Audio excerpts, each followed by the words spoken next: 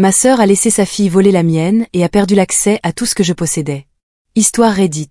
Une seule phrase d'une enfant de 8 ans a exposé des années d'arrogance que personne ne voulait affronter. Ce qui a suivi a transformé une faveur familiale en une ligne de démarcation permanente. Salut, je m'appelle Simon Reeves, j'ai 39 ans. Et le jour où ma nièce de 8 ans a refermé ses doigts sur la toute nouvelle tablette d'anniversaire de ma fille est le jour où j'ai réalisé que quelque chose s'était tranquillement décomposé au sein de ma famille. Ce n'était pas la tablette elle-même. Ce n'était même pas la façon dont Maya s'était pavanée avec, comme un petit monarque réclamant un tribut. C'était la phrase qui était sortie de sa bouche, claire, confiante, absolument certaine, « Tati dit que je peux avoir tout ce que je veux. » 8 ans. Pas l'ombre d'un doute. Pas même un regard vers moi, le véritable parent de l'enfant qui venait de déballer ce cadeau 30 minutes plus tôt. Ma fille, Emma, est restée figée, tenant l'étui violet qu'elle avait choisi elle-même, celui qu'elle avait tant réclamé. Son visage ne s'est pas décomposé. Elle n'a pas essayé de la reprendre, ni ne s'est disputée. Emma ne fait pas ça. Elle s'est immobilisée, comme le font les enfants qui essaient de ne pas pleurer devant des gens qui pensent qu'ils sont trop grands pour pleurer. J'ai regardé ma sœur, Jessica. J'ai attendu une seconde, espérant qu'elle dise l'évidence, « Maya, chérie, rends-la. Ce n'est pas à toi. » Au lieu de cela, Jessica a haussé les épaules, un haussement d'épaules de niveau olympique. Le genre qui dit « Je n'ai pas seulement raison, je suis dans mon bon droit. » Elle a raison. Ta gamine a trop de choses de toute façon. Maya n'a jamais de beaux objets comme ça. C'est juste un juste retour des choses. Juste. Elle a dit juste. À l'autre bout de la pièce, la main de ma femme Claire a glissé dans la mienne sous la table, comme si elle se préparait à un impact. Elle connaissait ce mot. Elle savait l'effet qu'il me faisait. Quand on travaille 12 ans dans la police, le mot « juste » devient un champ de mine philosophique. Ce n'est jamais juste. C'est simplement ce que les gens utilisent quand ils veulent quelque chose qui ne leur appartient pas. Je me suis approchée, calme et assurée, et j'ai doucement retiré la tablette des mains de Maya. Elle a immédiatement hurlé comme si j'avais volé sa propriété, ce qui, honnêtement, avait un certain sens tordu compte tenu de qui l'élevait. J'ai remis la tablette dans les mains tremblantes d'Emma. Puis j'ai regardé ma fille et j'ai dit calmement mais fermement, « Chérie, va en haut et prépare tes affaires. » On s'en va. Emma n'a pas discuté. Elle a juste hoché la tête et est partie, serrant la tablette comme une bouée de sauvetage. Jessica M.A. Feeks. Tu es trop dramatique. Non, ai-je dit. Mais toi aussi, tu dois faire tes bagages. Elle a cligné des yeux. Quoi? Toi, Trevor et Maya, vous avez 30 jours pour quitter la maison du lac. Sa mâchoire s'est décrochée. De quoi tu parles? C'est la maison de famille. On l'utilise depuis des années. C'est ma maison, ai-je dit. J'en suis le propriétaire et, à partir de maintenant, vous n'y êtes plus les bienvenus. Jessica a ri, un vrai rire. Tu ne peux pas. Je peux. Et je le fais. Et juste comme ça, comme un interrupteur qu'on bascule, comme le moment juste avant qu'une tempête n'éclate, j'ai su qu'il ne s'agissait pas d'une tablette. Il s'agissait de 8 années passées à laisser ma sœur vivre gratuitement. Pas seulement dans ma maison du lac, mais dans mes limites, ma patience et apparemment, mon bon sens.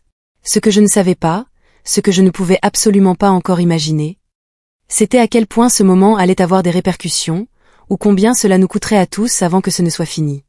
Mais j'ai senti quelque chose que je n'avais pas ressenti depuis des années. Une colonne vertébrale, une limite, une décision.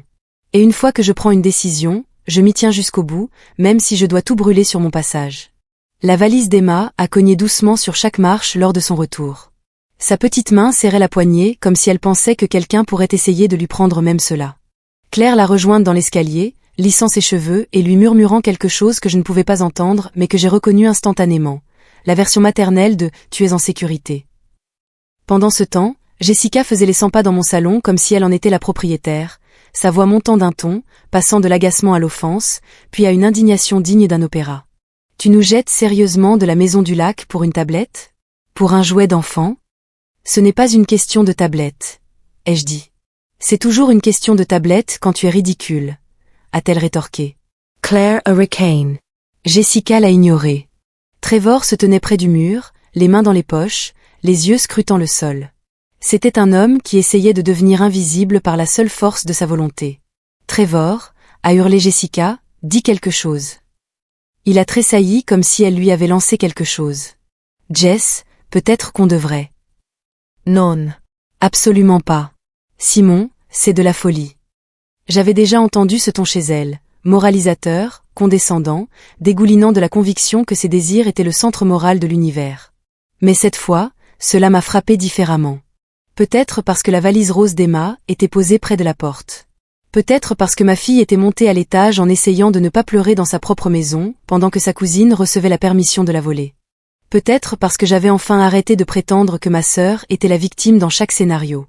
Tu as profité gratuitement de ma propriété pendant 8 ans, ai-je dit calmement. 8 ans de factures que j'ai payées. 8 ans à la traiter comme ta propre maison. C'était notre maison, a lancé Jessica. Tu nous as laissé l'utiliser. Utiliser, ai-je répété. Pas s'approprier. La famille s'entraide, a-t-elle dit, comme si elle récitait les Écritures. J'ai failli rire. Ce n'était pas de l'humour, c'était l'épuisement portant un masque. La famille, ça ne veut pas dire que je finance ton train de vie éternellement, ai-je dit. Tu n'as pas à élever ta fille en lui faisant croire qu'elle a un droit sur ce qui appartient aux autres. Oh mon Dieu, s'est-elle moquée. Tout ça parce que j'ai dit que Maya méritait de belles choses. Tu este yemen rigide. Tellement obsédée par les règles. Je suis obsédée par les limites. C'est la même chose, a-t-elle répliqué. Non, ai-je dit. Mais je comprends pourquoi tu penses ça. Claire s'est avancée. Jessica, c'est la 4e fois cette année que Maya prend quelque chose à Emma. La 4e. Et à chaque fois, tu la défends. À chaque fois, tu fais culpabiliser Emma parce qu'elle possède quelque chose que ta fille n'a pas. Jessica a cligné des yeux. Eh bien, excusez-moi de vouloir que mon enfant ne grandisse pas dans le besoin. Tu veux qu'elle grandisse en pensant que tout lui est dû ? A dit Claire calmement. Et tu y parviens très bien. Le visage de Jessica s'est durci. Vous savez quoi ? Très bien. On part ce soir, mais ne m'attends pas à Noël, à Thanksgiving ou à n'importe quel événement familial, plus jamais. Elle m'a pointé du doigt. C'est ta faute. Comme d'habitude, ai-je marmonné. Elle a foncé vers la porte, aboyant sur Trevor et Maya comme un sergent-chef rancunier. Les hurlements de Maya ont repris à l'instant où elle a compris qu'elle ne récupérerait pas la tablette. Le son les a suivis à l'extérieur, résonnant dans l'allée alors qu'ils partaient dans un déluge d'indignation et de pneus mal garés. Quand la porte s'est refermée, la maison est devenue silencieuse. Pas paisible, pas encore, juste silencieuse. Claire s'est appuyée contre le comptoir, expirant lentement. Eh bien, ça, c'est fait. Emma a tiré sur ma manche. Papa, est-ce qu'on va vraiment à la maison du lac ? Je me suis mis à sa hauteur. Oui, ma puce. Juste nous 3. On va passer un week-end tranquille. Est-ce que Maya sera là ? Non, pas cette fois. Emma a hoché la tête. Elle n'a pas souri, mais ses épaules se sont relâchées de soulagement. Claire l'a aidée à mettre ses chaussures. Tu veux emporter ta nouvelle tablette ? Emma a hesite. Est-ce qu'elle est en sécurité ? Mon cœur s'est serré. Elle l'est maintenant, ai-je dit. Elle le sera toujours tant qu'elle sera à toi. Emma a fini par sourire, un tout petit sourire, mais c'était un début. Et à ce moment précis, quelque chose s'est verrouillé en moi. Pas de la colère, mais de la résolution. Parce qu'il ne s'agissait pas seulement de propriété, d'une tablette ou même de Jessica. Il s'agissait du genre de père que je voulais être et du genre d'homme que je refusais d'être désormais. Le véritable tournant n'a pas eu lieu quand Jessica a quitté ma maison en trombe. Il a eu lieu 3 jours plus tard, quand je suis entrée dans la maison du lac avec Claire et Emma, et que j'ai vu de mes propres yeux ce que 8 années des emprunts de ma sœur étaient réellement devenus. J'avais toujours su qu'il l'utilisait souvent, j'avais même plaisanté sur la nécessité d'un système de réservation. Mais en la voyant avec un regard lucide, sans le brouillard de la culpabilité et de l'obligation, c'était comme entrer dans la maison de quelqu'un d'autre, dans la vie de quelqu'un d'autre. Un nouveau canapé que je n'avais pas acheté. Une nouvelle télé que je n'avais pas approuvée. Des murs peints d'une couleur que je ne choisirais jamais. Un collage encadré de photos scolaires de Maya juste au-dessus de la cheminée. Leurs chaussures étaient alignées près de la porte de l'entrée de service. Leur couverture était pliée sur le canapé. Leur bouteille de shampoing à moitié vide trônait dans la salle de bain, comme si c'était leur adresse permanente. Claire a eu le souffle coupé. Simon, je ne pense pas que tu te rendes compte à quel point il s'était installé. Emma regardait autour d'elle, les yeux écarquillés. C'est différent. Différent, n'était pas le mot juste. Elle semblait revendiquer. Cela m'a frappée en pleine poitrine. Mes grands-parents avaient passé leurs étés ici. Des gens calmes et doux qui m'avaient appris à pêcher sur le ponton, qui me laissaient aider à faire des pancakes sur la vieille cuisinière à gaz. Et maintenant, la cuisinière était remplacée. Le ponton avait une nouvelle échelle. Il y avait une licorne gonflable géante qui dérivait dehors, attachée paresseusement au quai, une licorne que je n'avais pas achetée. Claire s'est approchée de moi. On n'a plus l'impression que c'est ta maison. Et c'était ça. C'était le déclic, le moment où les verrous émotionnels ont glissé pour sceller le chapitre suivant. Parce que j'ai soudain compris quelque chose que je n'étais pas prêt à affronter. Mon silence était devenu une permission. Ma générosité était devenue une attente. Le sentiment que tout lui était dû chez ma sœur s'était transformé en occupation, et la maison du lac de mes grands-parents, mon héritage, était devenue le complexe de vacances de quelqu'un d'autre, un endroit où je ne me sentais même plus à l'aise. J'ai sorti mon téléphone et j'ai composé un numéro. « Bonjour, ici Sarah Kimble », a répondu la voix de la meilleure agente immobilière de la région. « Sarah, ai-je dit, c'est Simon Reeves. J'ai besoin que vous vendiez une maison. » Il y a eu une courte pause. « Votre maison ? » « Ma maison du lac. » Nouveau silence. « À quelle vitesse ? » « Aussi vite que légalement possible. » Elle n'a pas demandé pourquoi. Probablement pas besoin. « Donnez-moi 48 heures. » Quand j'ai raccroché, Claire a expiré comme si elle retenait son souffle depuis Noël 2017. « Tu es sûre de toi ?»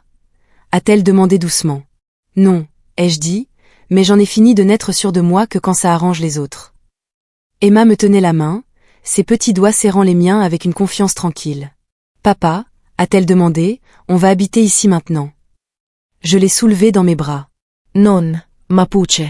On va en profiter tant qu'elle est encore à nous. » Elle a hoché la tête, satisfaite. Mais Claire m'observait avec ce regard de femme perspicace et troublant. « Tu vas vraiment aller jusqu'au bout. » « Oui. Ta sœur va devenir folle. Elle a déjà perdu ses limites.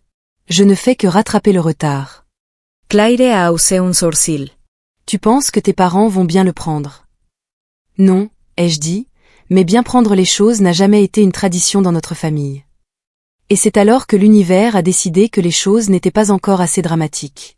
C'est à ce moment-là que mon téléphone a vibré. Un SMS de Jessica, « On monte ce week-end. Je suppose que la maison est propre. » Pas une question, une notification. Claire l'a lu par-dessus mon épaule. Elle pense toujours avoir un accès illimité. Je sais. Qu'est-ce que tu vas lui dire? J'ai fixé le message.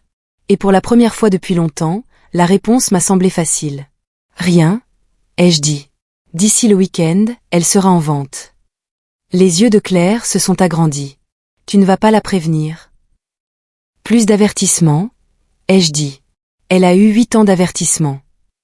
Et alors que je me tenais là, au milieu d'une maison qui aurait dû être remplie de souvenirs plutôt que d'arrogance, j'ai réalisé autre chose. La chose la plus dangereuse qu'on puisse donner à sa famille, ce n'est pas de l'argent. C'est un accès non contrôlé à sa propre vie. Parce qu'ils ne prendront pas seulement ce que vous offrez, ils prendront tout ce que vous avez oublié de protéger. L'annonce a été publiée le mardi. Le jeudi matin, j'avais 3 offres, dont 2 au-dessus du prix demandé. Le vendredi, les acheteurs avaient signé. Le samedi, la date de signature finale était fixée. La vitesse était vertigineuse, même pour moi. Mais c'était le but.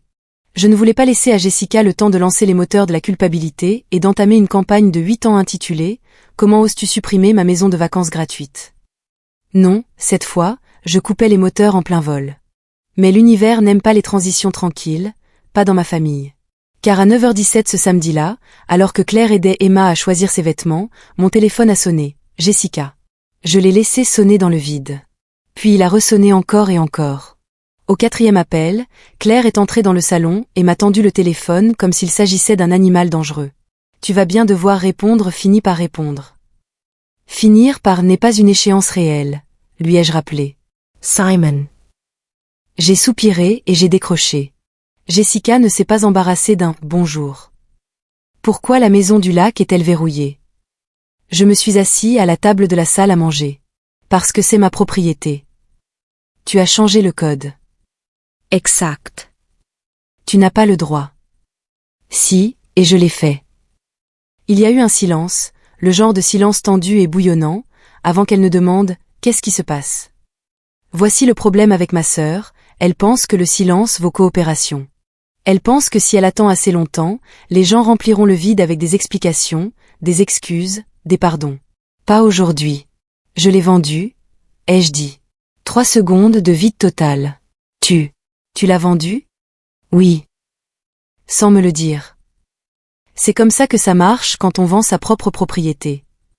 Tu plaisantes. Tu plaisantes, c'est pas possible. Sa voix s'est brisée dans un rire sec et saccadé. Le genre qu'on entend chez quelqu'un dont la vision du monde vient d'être percutée par un camion. On a un voyage de prévu le week-end prochain. Maya a déjà choisi quel maillot de bain emporter. Alors il vous faudra un autre lac. ¿Tú es malade? Sa voix était maintenant stridente.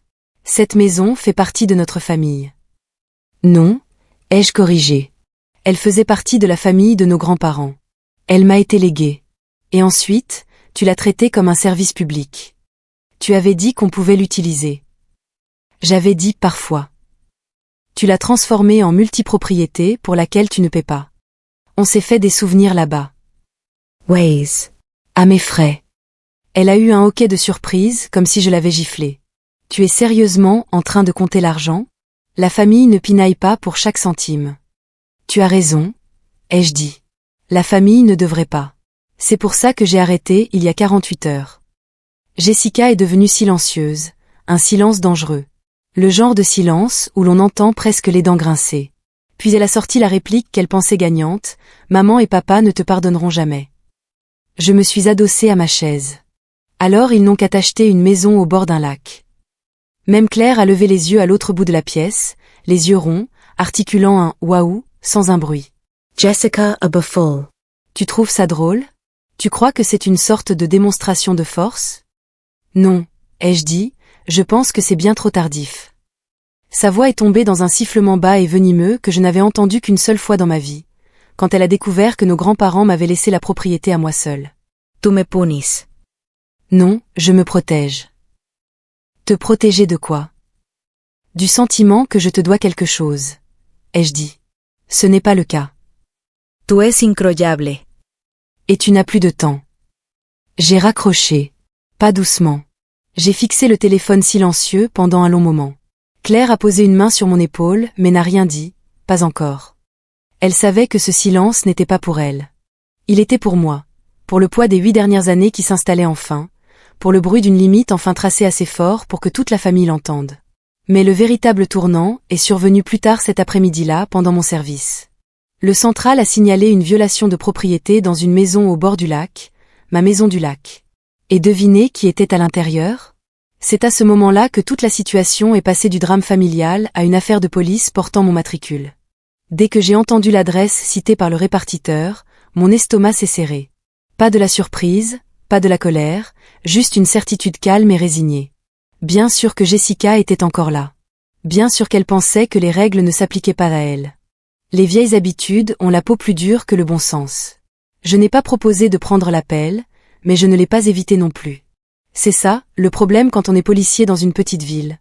On ne choisit pas quelle partie de sa vie privée finisse par déborder sur sa vie professionnelle.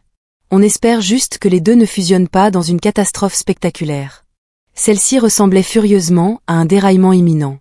Quand je suis arrivée devant la maison, 2 voitures de patrouille étaient déjà là. L'officier Martinez et l'officier Riley se tenaient sur le porche avec les nouveaux propriétaires, Mike et Laura Chin, un couple charmant de Boston qui n'avait absolument pas signé pour ce niveau de chaos. Le SUV de Jessica était garé de travers dans l'allée comme une déclaration de guerre. Martinez m'a vu le premier. Reeves. Il m'a lancé un regard entre la curiosité et le « oh non », le drame familial. C'est ton cirque. Techniquement, je dirais que c'était ma tante. Mike s'est avancé, anxieux mais poli. Officier Reeves, je suis vraiment désolé. On ne s'attendait pas à... Vous avez bien fait, ai-je dit. C'est légalement votre propriété. Riley a frappé à nouveau. Madame, ouvrez la porte. À travers la fenêtre, j'ai vu du mouvement. Jessica a fini par apparaître, ouvrant la porte brusquement avec un soupir agacé, comme si nous la dérangions. Je peux vous aider? A-t-elle lancé. Riley a désigné les chiens. Voici les propriétaires légaux de ce bien. Ils demandent à ce que vous quittiez les lieux immédiatement. Il doit y avoir une erreur, a-t-elle dit, se tournant vers moi comme si elle s'attendait à ce que je règle le problème. Simon n'a pas vraiment vendu la maison. Si, je l'ai fait, ai-je dit. Tu ne peux pas vendre la maison de famille, a-t-elle hurlé. Riley a brandi les documents. Madame, l'acte de propriété a été transféré ce matin. Vous êtes en violation de propriété. Jessica a croisé les bras. Non. Je ne partirai pas. Pas avant d'avoir parlé correctement à mon frère. Il ne voulait pas la vendre. Il était sous le coup de l'émotion. J'étais très sérieux, ai-je dit. Ça n'arrive pas, a-t-elle marmonné. C'est un malentendu. Non, ai-je dit. C'est une limite. Trevor est apparu derrière elle, avec l'air d'un otage dans une publicité pour shampoing. Jess, on devrait peut-être. Non. Elle lui a lancé un regard noir, puis s'est tournée vers les officiers. On a des droits. Pas sur une propriété qui ne vous appartient pas, a dit Martinez patiemment. Vous avez 10 minutes pour rassembler vos effets personnels immédiats et partir. Tout ce qui restera pourra être récupéré plus tard avec un préavis de 24 heures au propriétaire. Jessica l'a regardé, horrifiée, puis s'est tournée vers moi. Tu fais vraiment ça? A-t-elle chuchoté. À ta propre sœur. Je ne me suis pas laissé fléchir. Jessica, tu t'es mise dans cette position quand tu as ignoré les 30 jours que je t'avais donnés. Je croyais que tu bluffais. Je ne bluffe pas. Son visage s'est tordu, pas de colère cette fois. Quelque chose de plus petit, de plus fragile. Le moment où l'indignation cède la place à la peur des conséquences. Mais Jessica ne reste jamais longtemps dans sa propre peur, elle revient tout de suite au blâme. Tu as toujours été jaloux de moi, a-t-elle craché. Riley n'a pas pu s'empêcher de ricaner derrière sa main. Jaloux de quoi? Ai-je demandé, sincèrement curieux. De ma vie. De ma famille. Du fait que maman et papa m'ont toujours fait plus confiance. Tu me punis pour ça depuis toujours. C'était là, la mythologie qu'elle s'était construite, le récit où elle est à la fois la star, la victime et l'héroïne. Jess, ai-je dit, ce n'est pas une punition. C'est la première fois en 8 ans que j'arrête de récompenser les mauvais comportements. Tu te crois tellement supérieure parce que tu es flic? A-t-elle rétorqué. Non, ai-je dit, mais je suis celui qui possédait cette maison. Trevor s'est avancé, vaincu. Jess, on s'en va. Jessica avait l'air de vouloir lui jeter quelque chose de lourd à la figure, ou à moi, ou à tout le monde, mais elle ne l'a pas fait. Elle a attrapé un sac de sport, l'a arraché du canapé et a commencé à fourrer des affaires dedans tout en marmonnant toutes les insultes créatives qu'elle connaissait. Martinez s'est penché vers moi. La famille, c'est dur. J'ai lâché un rire sans joie. Tu n'as pas idée. Une fois emballé tout ce qu'elle pouvait porter, Jessica est sortie en trombe devant les chiens sans les regarder, sans saluer les officiers, et sans une once de l'humilité que le moment exigeait. Maya l'a suivie, reniflant doucement, serrant une licorne en peluche. Trevor portait 2 sacs et un regard qui disait qu'il reconsidérait profondément chaque décision de la dernière décennie. Ils sont montés dans le SUV. Le moteur a vrombi. Jessica a baissé sa vitre et m'a fixé. Ce n'est pas fini, a-t-elle dit. Pour toi, ai-je répondu, c'est tout à fait fini. Elle a démarré en trombe. Le silence est retombé sur la propriété. Laura expire, tremblant. Est-ce que ça arrive souvent dans cette ville? Non, ai-je dit. Juste dans ma famille. Mike m'a lancé un regard compatissant. Ça va? Ça ira, ai-je dit. Allez profiter de votre maison. Elle est à vous maintenant. Alors que je retournais à ma voiture de patrouille, Claire a envoyé un SMS. Comment ça s'est passé? J'ai répondu, ils sont partis pour de bon. Mais même en appuyant sur envoyer, je savais que les retombées n'avaient même pas commencé. Parce que mon téléphone vibrait déjà à nouveau, maman, papa, Jessica. Et aucun d'entre eux n'appelait pour me féliciter de mon évolution personnelle. Mes parents ont appelé 17 fois en 4 heures. 17. Le temps de finir mon service et de rentrer à la maison, j'étais émotionnellement paré comme un pompier avant d'entrer dans un bâtiment en feu.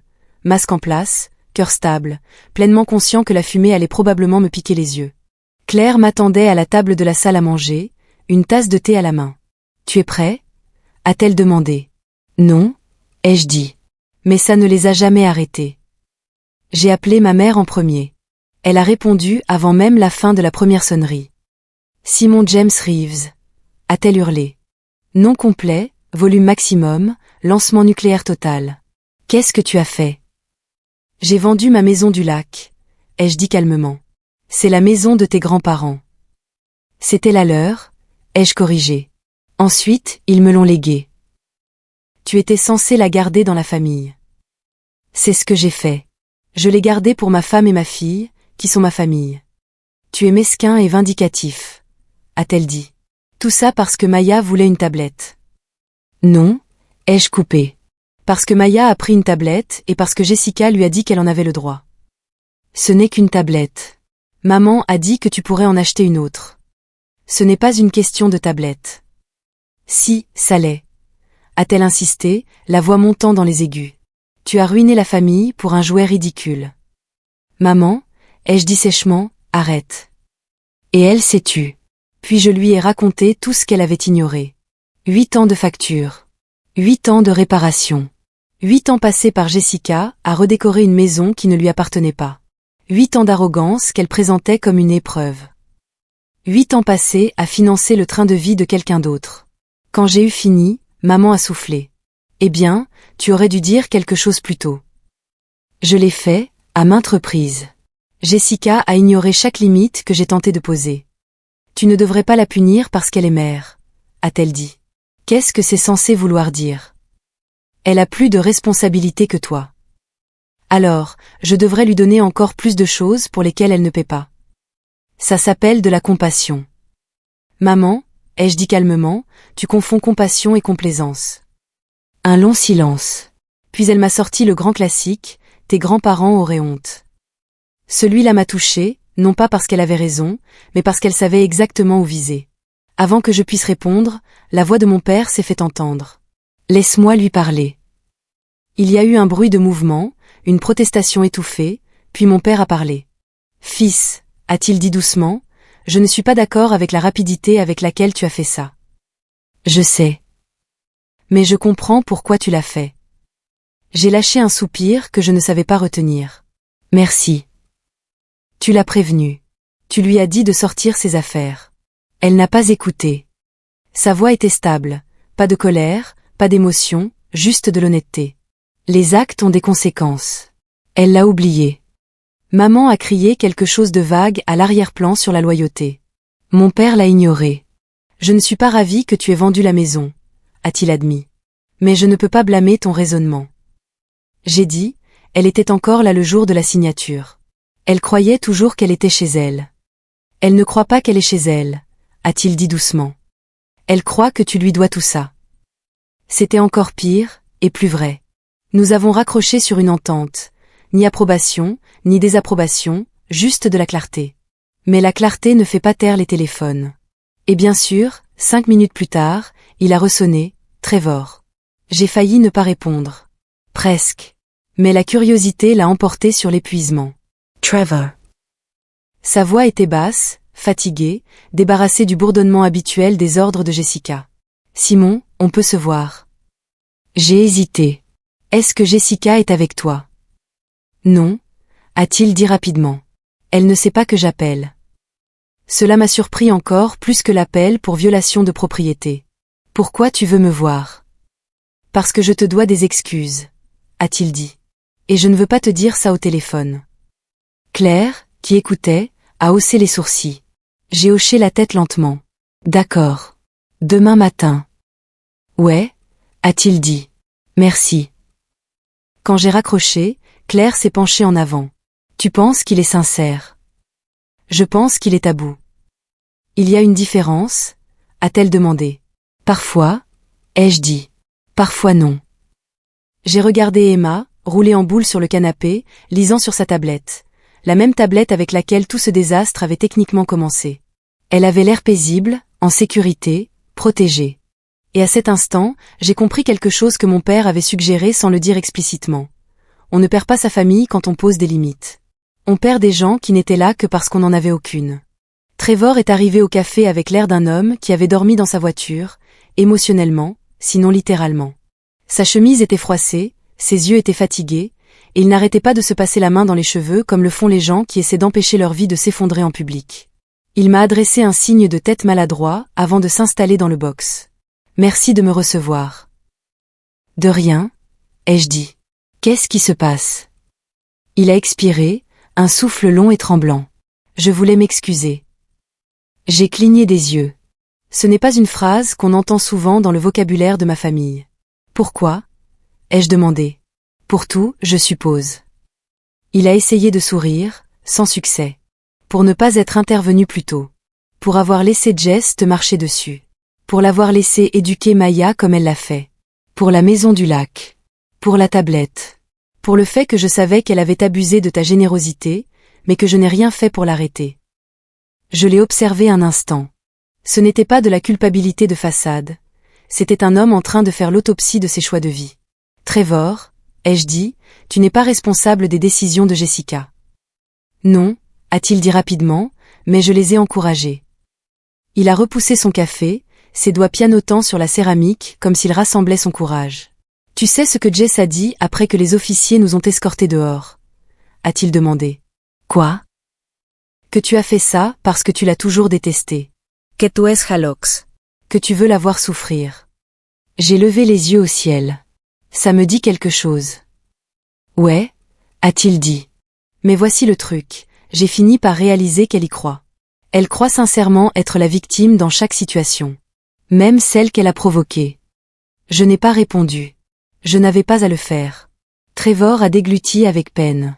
J'ai essayé de lui parler de Maya, de la façon dont elle l'élève, de l'arrogance qu'elle développe, de la façon dont elle apprend à pleurer pour s'approprier les biens des autres. Comment Jessica a-t-elle pris ça? Ai-je demandé. Il a eu un rire sans joie. Elle a dit que je la sapais, que je ne la soutenais pas en tant que mère. J'ai hoché la tête. Ça lui ressemble bien. Je lui ai dit la vérité, a dit Trevor calmement. Je lui ai dit qu'elle apprenait à Maya à être le genre d'enfant que personne n'a envie de fréquenter. C'était audacieux, assez audacieux pour que je manque de m'étouffer avec mon eau. Elle n'a pas aimé, a ajouté Trevor inutilement. Et toi? Ai-je demandé. Qu'est-ce que tu veux? Il a regardé ses mains. Je veux que ma fille ait une chance de ne pas devenir comme sa mère. Le silence entre nous a changé, est devenu plus lourd, plus complexe. J'ai demandé le divorce, a-t-il fini par dire. Je me suis adossé à mon siège. Trevor. Je sais, a-t-il dit rapidement. Crois-moi, je sais. Mais je ne peux pas la changer, Simon. Et j'en ai marre d'être le gars qui regarde les mauvais comportements et qui se dit que ce n'est pas son rôle d'intervenir. Il a levé les yeux vers moi, les yeux rougis. L'histoire de la maison du lac a été le déclic. Peut-être pas de la façon dont tu le voulais, mais ça a tout fait remonter à la surface. Tout ce qui ne va pas depuis des années. Je suis désolé, ai-je dit, et je le pensais vraiment. Ne le sois pas, Trevor a secoué la tête. Honnêtement, ça m'a fait réaliser pendant combien de temps j'ai laissé Jess blesser les gens. Moi, Maya, toi. Et à quel point je m'y étais habituée. Tu as fait ce que j'aurais dû faire il y a des années. Tu as posé une limite. Il a lâché un autre long soupir. Maya a commencé une thérapie, a-t-il ajouté.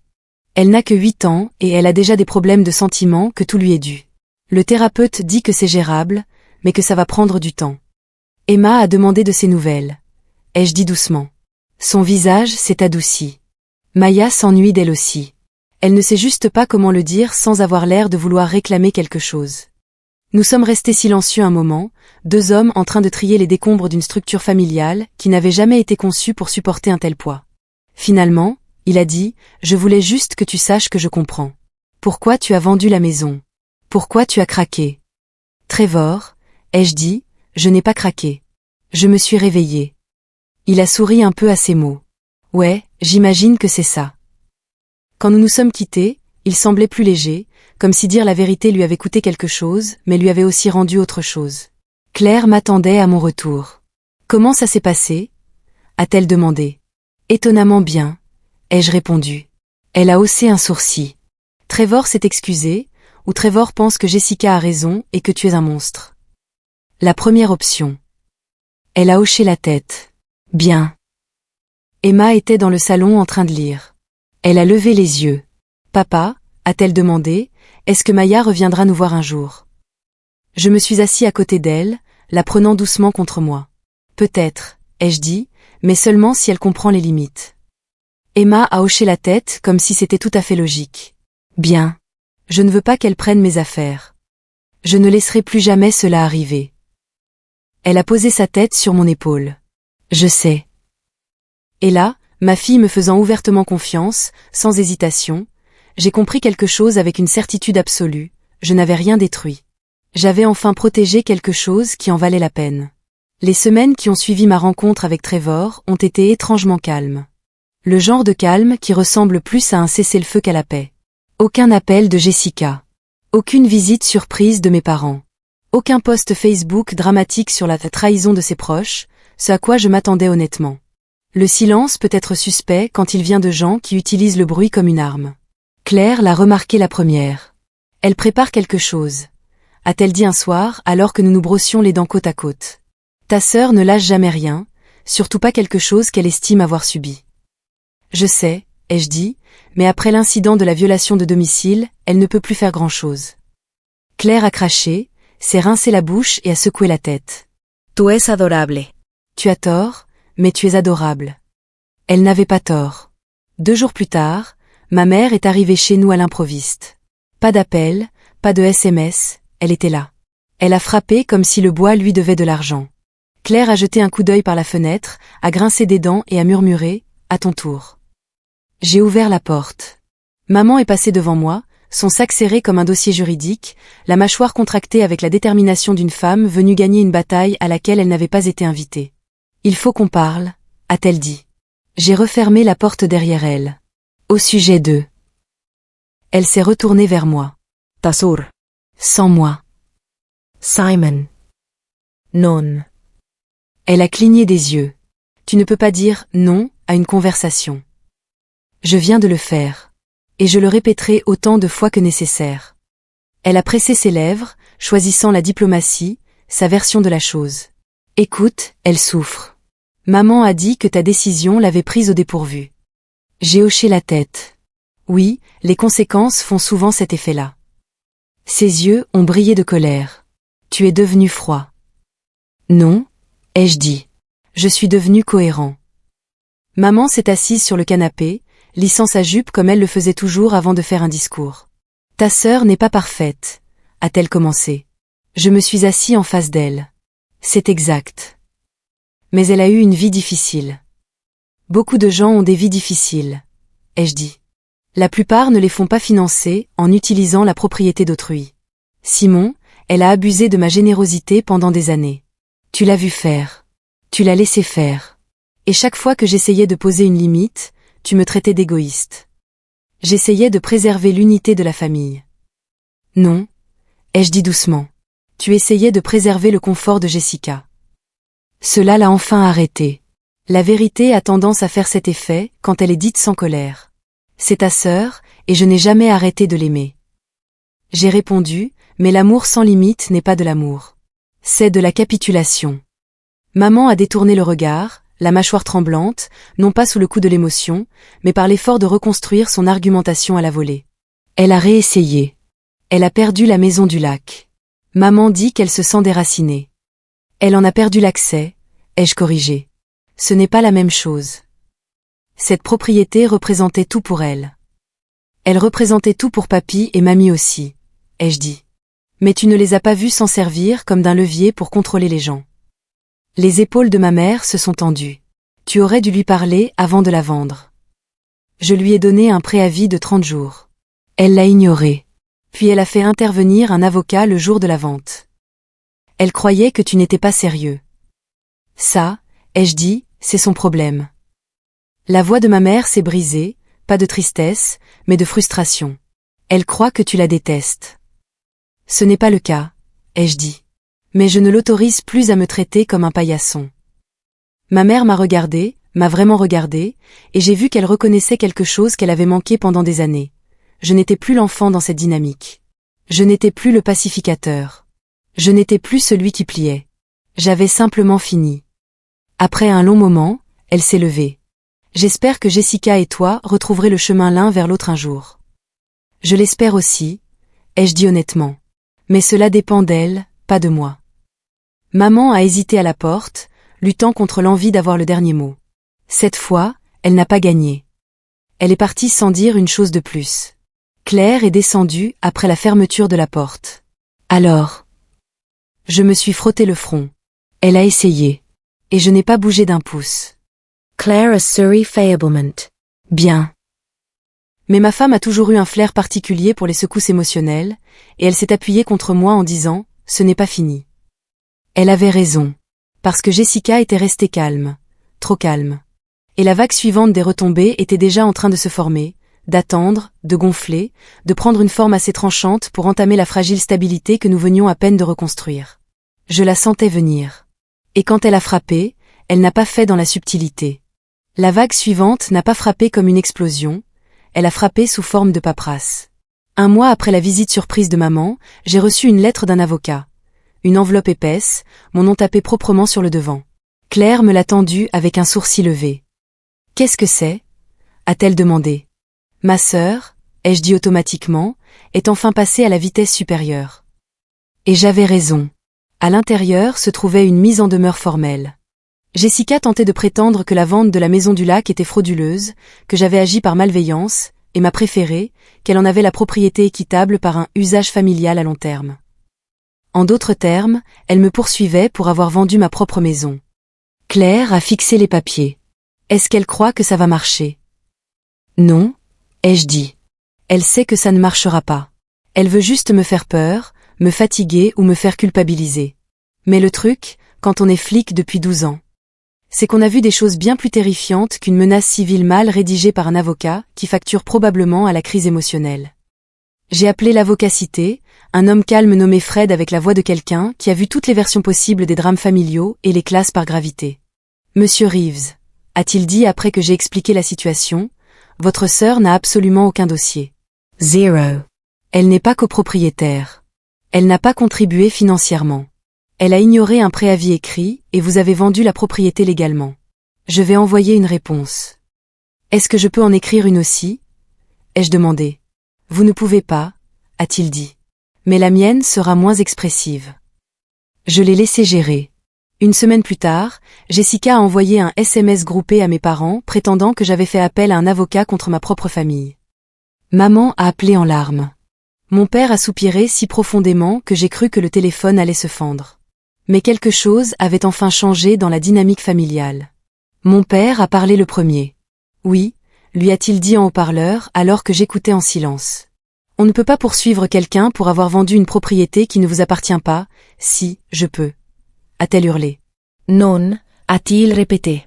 Tu ne peux pas, maman est intervenue. Ton frère aurait dû te prévenir. Je l'ai prévenue 30 jours avant la vente, ai-je dit, et elle m'a ignoré. Jessica s'est tue, non pas parce qu'elle était d'accord, mais parce que les gens comme elle ne savent pas comment naviguer dans une conversation où tout le monde voit la vérité. Mon père a géré la situation avec douceur mais fermeté. Tu t'es trop reposé sur ton frère, Jess. Il était temps que ça change. Ce n'était pas ce qu'elle voulait entendre. Elle s'est lancée dans une tirade de fureur, de trahison, de favoritisme et de victimisation en stéréo. Maman a tenté de la réconforter. Mon père lui a dit de se calmer. Jessica a raccroché. C'était désordonné, mais c'était honnête. Et pour la première fois depuis des années, je ne me sentais pas comme le méchant d'une histoire écrite par quelqu'un d'autre. 1 mois plus tard, Jessica a discrètement retiré sa menace judiciaire. Pas d'excuses, pas de reconnaissance, juste le silence. Trevor a finalisé le divorce peu après, il a obtenu la garde partagée. Maya a commencé à changer, lentement, douloureusement, mais visiblement. Son thérapeute a suggéré des rencontres de jeu limitées pour reconstruire la confiance. Un après-midi, Emma s'est approchée de moi alors que je réparais la clôture de notre jardin. « Papa » a-t-elle demandé, « est-ce que Maya peut venir à la maison un jour si elle ne prend rien ?» Je me suis agenouillée, brossant la terre sur mes mains. « Tu en as envie ?» Elle a hoché la tête. « Elle me manque, mais je ne veux pas qu'elle croie qu'elle peut juste se servir. » J'ai souri. Alors on fixera une règle, et si elle la respecte, elle sera la bienvenue. Emma a réfléchi sérieusement, puis a hoché la tête avec cette acceptation réfléchie que seuls les enfants possèdent. Les mois ont passé. On sentait notre maison plus chaleureuse, plus légère, comme si nous avions purifié l'air de quelque chose de toxique. Claire et moi avons utilisé l'argent de la Maison du Lac de manière responsable. Une partie pour les études d'Emma, une partie en épargne, une partie pour un petit camping-car que nous utilisions pour voyager les week-ends. L'ironie ne m'a pas échappé. Perdre la Maison du Lac nous a donné plus de liberté que de la posséder ne l'avait jamais fait. Puis, un après-midi de printemps, alors que nous chargions le camping-car pour un week-end, mon téléphone a vibré. Un SMS de Jessica, juste 4 mots, j'espère qu'Emma va bien. Pas d'excuses, pas de branche d'olivier, juste la première fissure dans son armure. Et étrangement, c'était suffisant. Claire a lu par-dessus mon épaule.